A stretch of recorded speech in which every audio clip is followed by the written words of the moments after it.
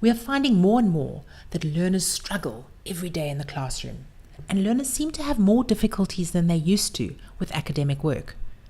And even more so, the teachers are struggling with how do we support these learners? What tools can we give them to improve and cope with their difficulties?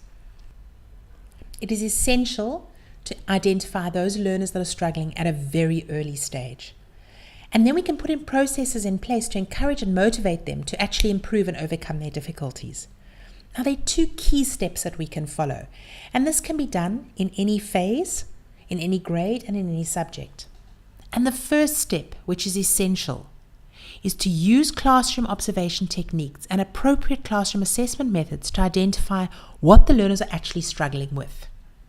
This can be done through so many different methods, particularly our informal assessment. The second step is to make sure we choose the correct strategy. It needs to be appropriate to overcome that difficulty. Now, there are many different strategies we can use, but I'm going to identify 5 key strategies that really work in the classroom.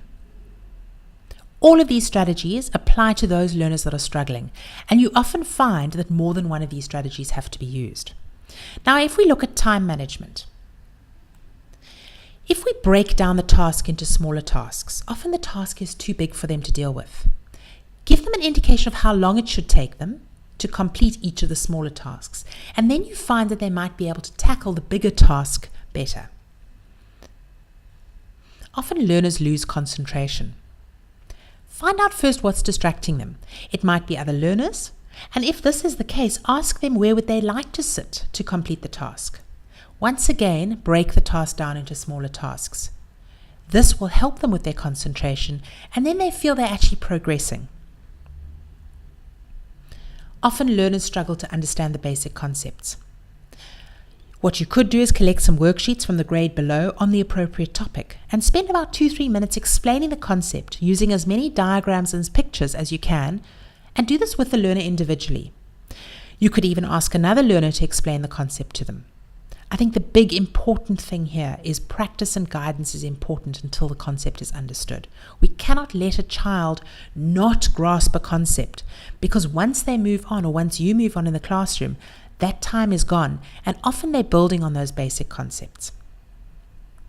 Once they've got the concept, often the learners struggle to apply the concept. So again, make sure that learner understands the concept. Don't move on until they understand that concept. Explain the concept to the learner using a different teaching method and provide application examples relevant to that learner. Often our teaching methods are not appropriate, and sometimes we need to try different teaching methods for the learner to really grasp the full understanding and application of the concept. Often our learners don't understand instructions. We need to make sure we explain the task very clearly. One of the ways of doing this is to break the task down again into smaller tasks. Check on the learner after each step. And you'll notice that most of these strategies actually require the tasks being broken down. And by doing this, you're training the learner to cope with smaller amounts of work, and therefore in the long run be able to cope with bigger amounts. What's important is to choose the most appropriate strategy. And as I said earlier, sometimes you need to use more than one strategy, and you'll find that different strategies work for different learners.